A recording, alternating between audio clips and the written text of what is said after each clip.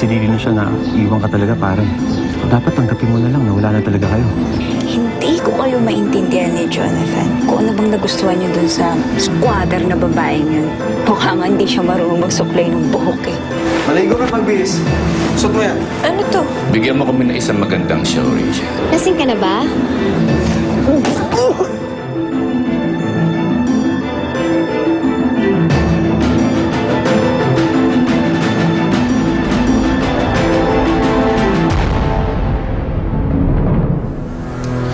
Tama na yan. Okay, Rachel.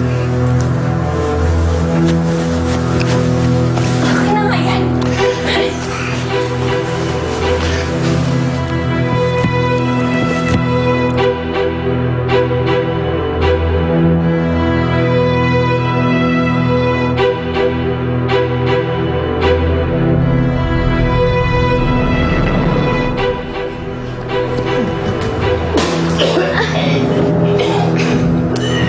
Ba yan? Ano ba to? Kalat pa dito, oh.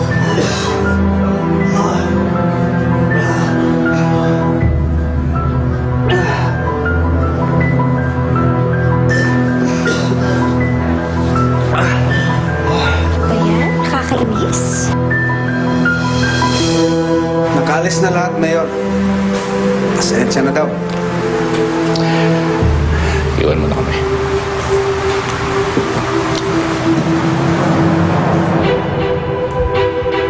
Bakit mo ka pinatigil? Sinusunod ko lang naman yung utos mo eh. Gusto mo yun, di ba?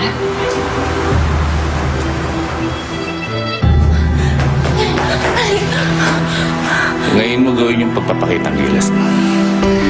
Bigyan mo ko ng private show.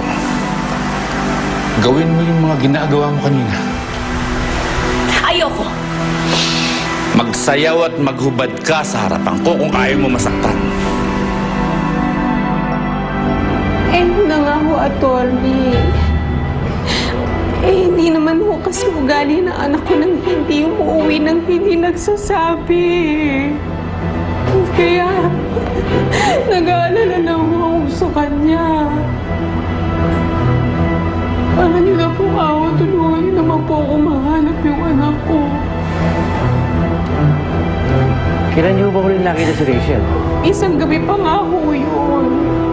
May bibilin lang ho siya. May bibilin lang yung anak ko. Kaya lang, hindi ko alam hindi na siya bumalik. Kaya gusto nga niya eh. Umalis na nga kami ng San Felipe. Yun yung gabing yun. Kaya lang, ewan ko kung ano nangyari sa anak ko, attorney. Ayaw na nga ni Rachel dito kasi. Aalis? Bakit? Kung gagawin ko lang yung para sa'yo, hindi na. Hayop. Hayop na kung hayop. Pero gagawin mo ang gusto ko kahit ayaw mo. Sayaw!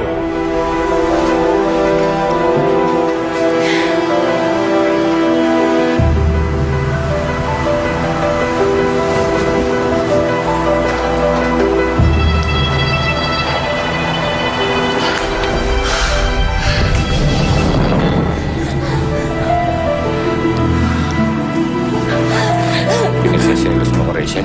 Kaya ba ganun ang ate mo kanina? Pwes, matuto kang hindi ako pagselosin. Ha?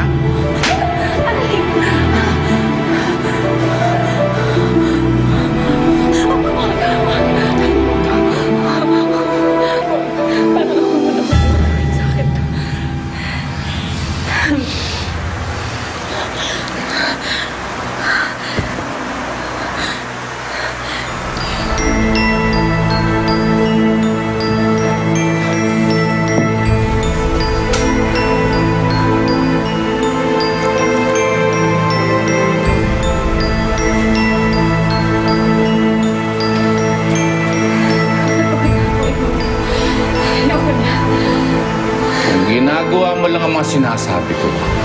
Hindi ka naman dapat nagtatagal dyan, Rachel eh.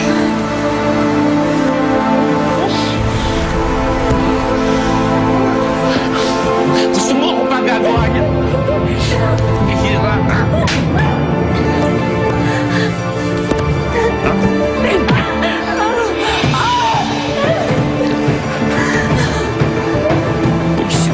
babae ka. Hanggat hindi ka tumitigil sa katigasan ng ulo mo, paulit-ulit lang natin gagawin ito.